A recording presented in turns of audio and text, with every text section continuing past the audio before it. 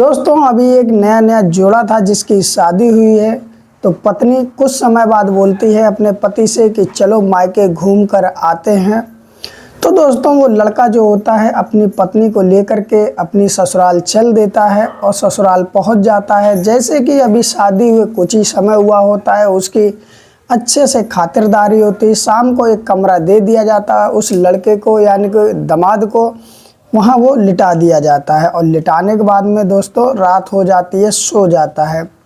उसके बाद में दोस्तों रात के अंधेरे में वो पत्नी के जगह अपने सास के साथ कुछ ऐसा कर देता है कि दोस्तों फिर सास जो होती है अपने दामाद की ही दीवानी हो जाती है और वो इतना नीचे गिर जाती है कि दोस्तों एक समय ऐसा आता है कि अपनी बेटी के साथ में ऐसी साजिश रच देती है जिसे लोगों को जब पता चलता है तो ऐसी माँ पर धिक्कारते हैं कि ये क्या किया। तो जानेंगे दोस्तों इस कहानी के अंत तक आप ज़रूर सुने। उम्मीद करते हैं इस कहानी से कुछ ना कुछ सीख मिलेगी। और दोस्तों इस तरह की वीडियो और देखनी हो तो चैनल को सब्सक्राइब कर लें और एक लाइक भी कर दें, जिससे मेरा भी मनोबल बढ़ता रहे।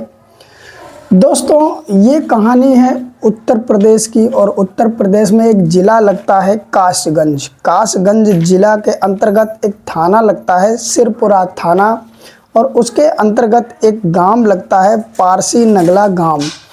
इस गांव में दोस्तों एक परिवार रहता था। परिवार में माता पिता थे, 2 बेटे थे। जो बड़ा बेटा था उसका नाम प्रमोद था। प्रमोद दोस्तों ज़्यादा पढ़ा लिखा था नहीं, तो इसलिए वो अपने यार दोस्तों के साथ में वो दिल्ली चला आता है कमाने के लिए। पहली बार में तो वो जब आता है तो मज़े में आ जाता है, क्योंकि दोस्तों दिल्ली का बहुत उसने नाम सुना था।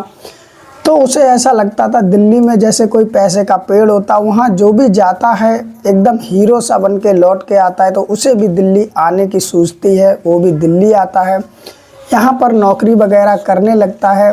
लेकिन जब पहली बार ही मज़े में आता है, उसके बाद जब दोबारा गांव जाता है फिर आना उसका मजबूरी हो जाता, क्योंकि उसने कुछ काम सीख नहीं रखा था। दिल्ली में ही रहता था, नौकरी करता था। धीरे धीरे समय बीतने लगता है। अब प्रमोद के जो पिताजी होते हैं वो जब देखते हैं कि प्रमोद शादी लायक हो गया और मेरा बेटा जो है वो दिल्ली में काम भी कर रहा, कमा भी रहा है, तो उसके लिए फिर एक लड़की ढूंढने लगते, कोई अच्छी लड़की मिल जाए जो मेरे घर की बहू बन जाए। अब दोस्तों जब प्रमोद के पिताजी ढूंढते हैं तो एक जगह पड़ती है जो कि थाना पड़ता है गंज द्वार, और उसके अंतर्गत एक गाँव पड़ता है पालिया गाँव। उस गांव में एक लड़की होती है शिवानी नाम की। उसको जब देखा जाता है तो जो प्रमोद के पिताजी होते हैं उसे देखते हैं, बहू के रूप में पसंद कर लेते हैं, और साथ में ही जो शिवानी होती है उसकी एक फ़ोटो ले आते हैं और अपने बेटे प्रमोद को दिखा देते हैं। प्रमोद जब फ़ोटो देखता है तो शिवानी दिखने में अच्छी लगती है, और प्रमोद जो होता है वो अपने पिताजी से कह देता है कि जब तुम देख ही आए हो और मुझे भी फ़ोटो में शिवानी ठीक लग रही है तो मेरी तरफ से हाँ है। अब दोस्तों जो प्रमोद के पिताजी होते हैं वो फ़ोन करके कह देते हैं मेरे बेटे को तुम्हारी बेटी पसंद है, तुम चाहो तो लड़का देख लो या ऐसे ही शादी कर लो।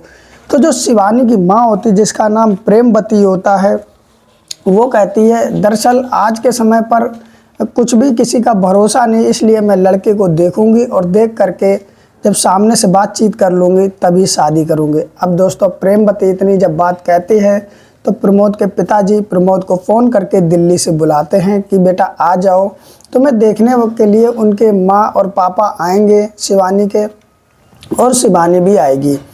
अब दोस्तों प्रमोद दिल्ली से गाँव पहुँचता और एक जगह सुनिश्चित की जाती है, वहाँ पर सभी को बुलाया जाता है। दोस्तों प्रमोद की जो होने वाली सास होती प्रेमवती वो भी आती है, शिवानी भी आते हैं, उसके ससुर भी आते हैं। तो प्रेमवती जो होती है होने वाली सास वो तरह तरह से बात पूछती है प्रमोद से। प्रमोद जो होता है वो सब कुछ बताता है।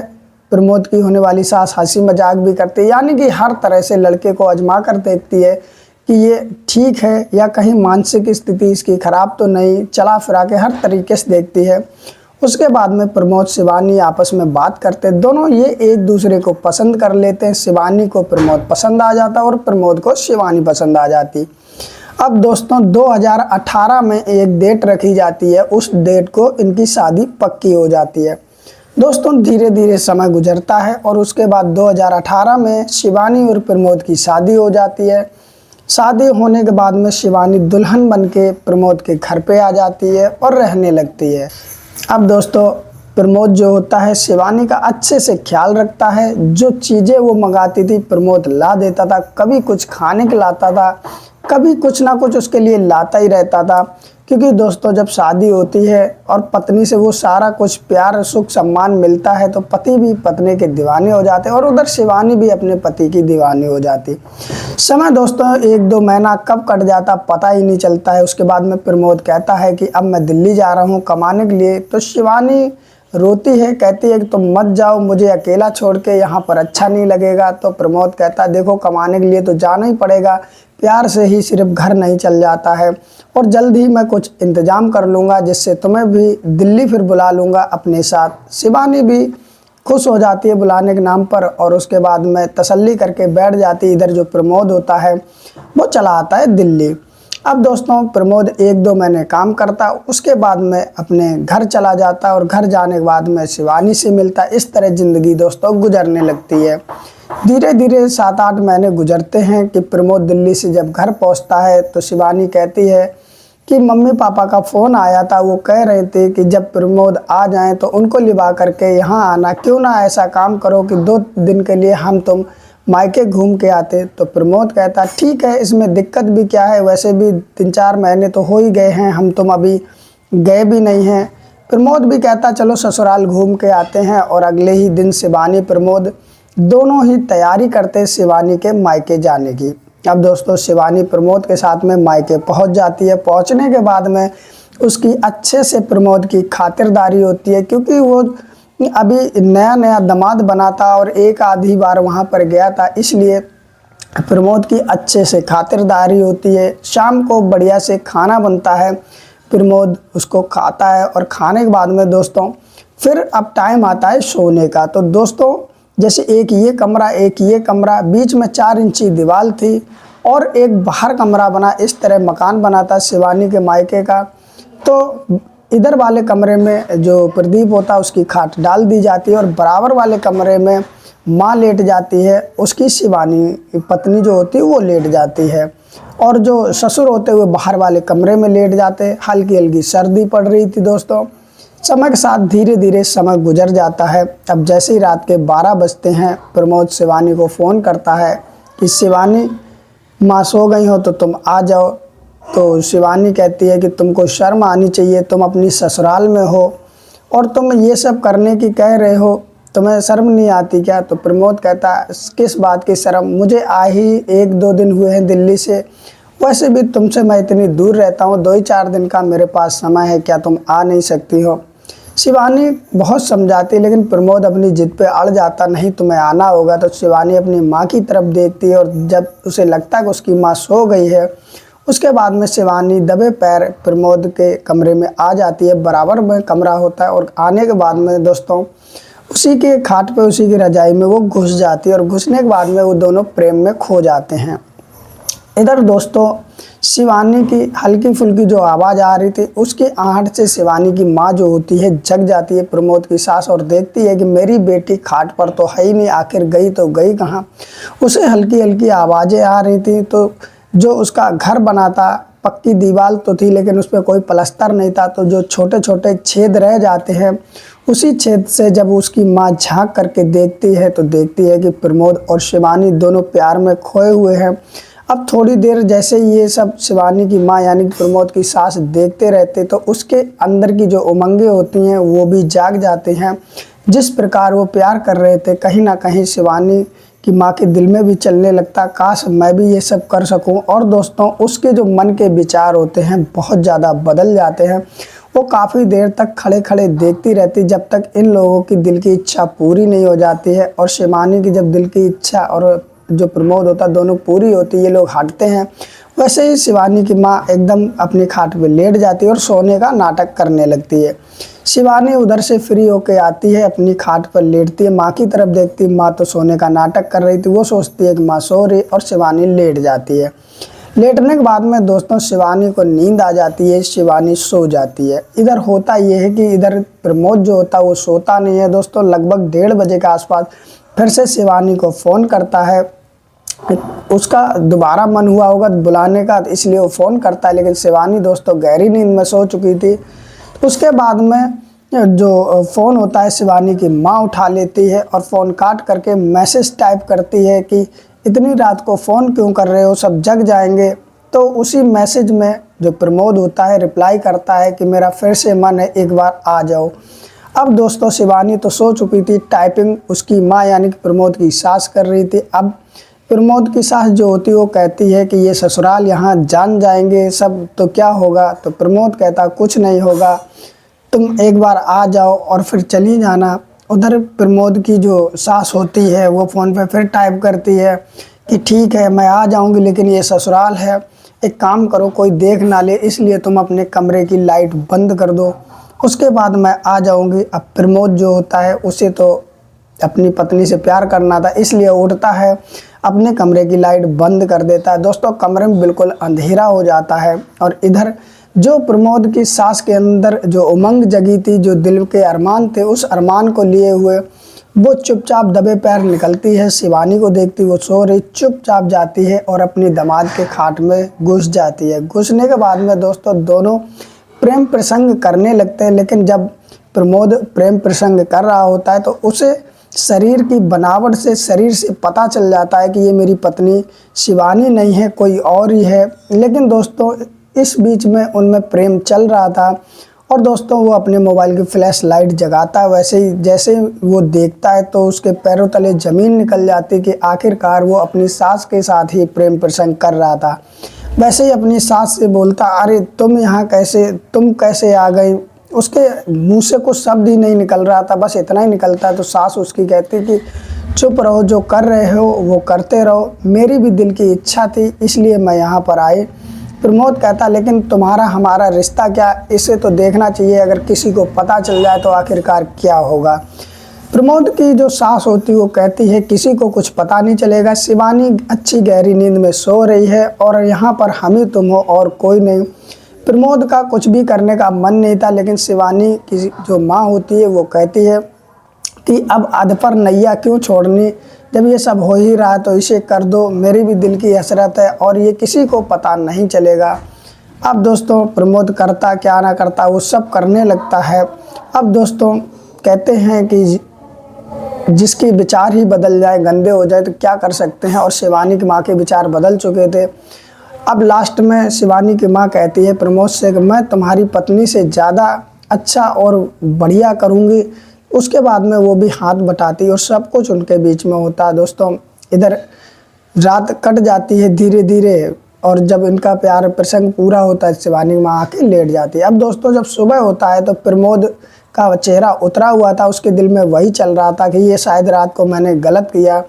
और अगले ही दिन जब सुबह होती है तो शिवानी से प्रमोद कहता है कि चलो यहाँ से अब घर चलते हैं। तो शिवानी कहती कि अरे तुम तो 2 दिन के लिए आए और अभी से चलने कह रहे हो। तो शिवानी से जब प्रमोद कहता नहीं मेरा मन नहीं है, इतना ही अच्छा लगा मुझे, अब अच्छा नहीं लग रहा।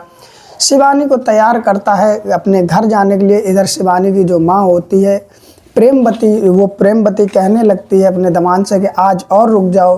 तो प्रमोद तो समझता ही था कि आखिरकार किस लिए उसकी माँ कह रही है, तो वो कहता नहीं मैं अब जाऊँगा।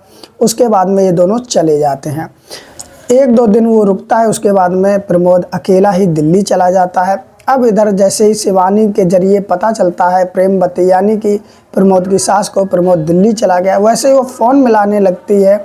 और जिस तरह से आजकल लड़के लड़कियां फ़ोन पर बात करते उसी स्टाइल में वो बात करने लग जाती है और प्रमोद से कहती है क्या हुआ, मुझसे मिलकर अच्छा नहीं लगा क्या मैंने तुम्हारे साथ कोई कमी रखी। तो प्रमोद कहता ये सब गलत है, मेरा दिल नहीं करता ये सब करने का। प्रमोद की सास कहती है तुम अपनी पत्नी को भूल जाओगे, मैं इतना प्यार तुम्हें दूंगी, इस तरह प्यार दूंगी तुम्हारे दिल की सारी हसरतें पूरी हो जाएंगी। दोस्तों अब इस तरह धीरे धीरे कहते हैं कि जब कोई अपने बातों में घेरे तो घेरी जाता है बंदा सामने वाला। इस तरह प्रेमवती अपने ही दामाद को अपने प्यार के मायाजाल में फंसा लेती और उससे घंटों के हिसाब से बातें करने लगते हैं। धीरे धीरे दोस्तों कहानी ये चलने लगती है कि प्रमोद अपने घर पे आता, आने के बाद में अकेला ही ससुराल चला आता है। और दोस्तों वो रात भर रुका करता था और जो दामाद और सास में नहीं होना चाहिए था वो सब कुछ अब होने लगा। अब उसमें प्रमोद की भी मर्जी थी और उसकी सास की भी मर्जी थी। समय दोस्तों धीरे धीरे गुजरता चला गया। दोस्तों होता ऐसा था, कभी कभी तो प्रमोद सीधा अपनी ससुराल जाता था, वहाँ 1-2 दिन रुकता था, उसके बाद अपने घर जाता था। अब धीरे धीरे इधर होता क्या है कि लोगों मोहल्ले वालों को शक होने लगता है कि प्रमोद इतनी जल्दी जल्दी क्यों आता है। यहाँ तक कि प्रमोद के ससुर को भी शक होने लगता है कि आखिरकार प्रमोद बिना ही मेरी बेटी को लिए अकेले आता है, 2-2 3-3 दिन रुकता है और इतना जल्दी जल्दी आता, उसे कहीं ना कहीं शक होने लगता है। अब एक दिन प्रमोद आता है और उसका ससुर सिर्फ सोने का नाटक करता है। उसके बाद में प्रमोद को और उसकी जो सास होती है प्रेमवती को, उन दोनों को रंगे हाथ पकड़ लेता है। रंगे हाथ पकड़ने के बाद में जो प्रमोद का ससुर होता है प्रमोद पे भी चिल्लाता है, उसकी सास पे भी चिल्लाता है। तो सास झुलझुला के उठती है और कहती है कि तुमसे तो कुछ होता नहीं, जो मेरे दिल के अरमान है आखिर मैं कहाँ पर पूरी करूँ। अब मैं पूरी कर रही हूँ तो तुम इसे में भी दिक्कत जता रहे हो। ज़्यादा तुम करोगे तो मैं गाँव मोहल्ले में ढिंढोरा पीटूंगी और कहूँगी कि इनसे कुछ होता नहीं है, इसलिए मैं ये सब कर रही हूँ। अब दोस्तों उसका ससुर जो होता चुप हो जाता, क्योंकि वो सोचता है अगर गली मोहल्ले में पता चला तो उसमें भी मेरी बदनामी है और कहीं ना कहीं ये बात जब मेरी बेटी को पता चलेगी तो वो भी अंदर से टूट जाएगी। इसलिए प्रमोद का जो ससुर होता चुपचाप बैठ जाता और इनकी कहानी ऐसे ही चलने लगती। दोस्तों धीरे धीरे अब ये बात प्रमोद के ससुराल में पता चल जाती है कि प्रमोद और उसकी सास में कुछ ना कुछ लफड़ा चल रहा है और धीरे धीरे ये बातें बढ़ती बढ़ती कहीं ना कहीं शिवानी के कान में भी पहुंच जाती। जब शिवानी के कान में पहुंचती है तो शिवानी प्रमोद से कहती है कि देखो तुम अकेले मत जाया करो, मेरी ससुराल मैं भी साथ चला करूँगी, और इतना जल्दी जल्दी क्यों जाती हो। दोस्तों इतनी बात जब शिवानी कहती है तो प्रमोद और शिवानी में अब झगड़े शुरू हो जाते हैं और धीरे धीरे झगड़े इतना विकराल रूप ले लेते हैं कि इनमें मारा पीटी की नौबत आ जाती है। प्रमोद शिवानी को पीटने लगता है।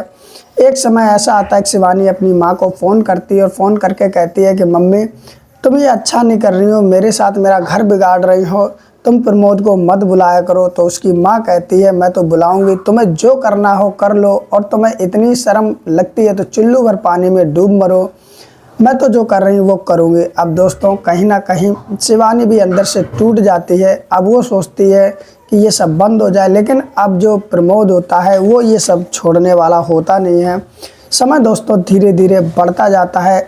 2025 में अक्टूबर का महीना आता है। शिवानी और प्रमोद में इतना झगड़ा बढ़ जाता है कि शिवानी का गला दबा करके दोस्तों शिवानी इस दुनिया को ही छोड़ देती है। प्रमोद जब देखता है कि अब मैं फंस जाऊंगा तो एक फंदा बनाकर उस पर शिवानी को लटका देता है और लटकाने के बाद में खुद भी घर से भाग जाता है और जो उसके घर वाले होते हैं वो भी भाग जाते हैं। जब मोहल्ला पड़ोसी देखते हैं तो वो शिवानी के घर पे फ़ोन करते हैं और साथ में थाने में फ़ोन करते हैं। दोस्तों शिवानी के माता पिता सब आके पहुंच जाते हैं, थाने में पुलिस वाले पहुंच जाते हैं। सभी को देख के लग रहा था शिवानी ने अपनी ही खुशी से इस दुनिया को छोड़ दिया, लेकिन जब शिवानी का पोस्टमार्टम रिपोर्ट आती तब पता चलता है कि गला दबा करके उसे भेजा गया है परमात्मा के यहाँ, खुद अपनी मर्जी से नहीं गई है। उसके बाद में दोस्तों प्रमोद को पकड़ लिया जाता है और प्रमोद के जो घर वाले होते हैं उन्हें भी पकड़ लिया जाता है।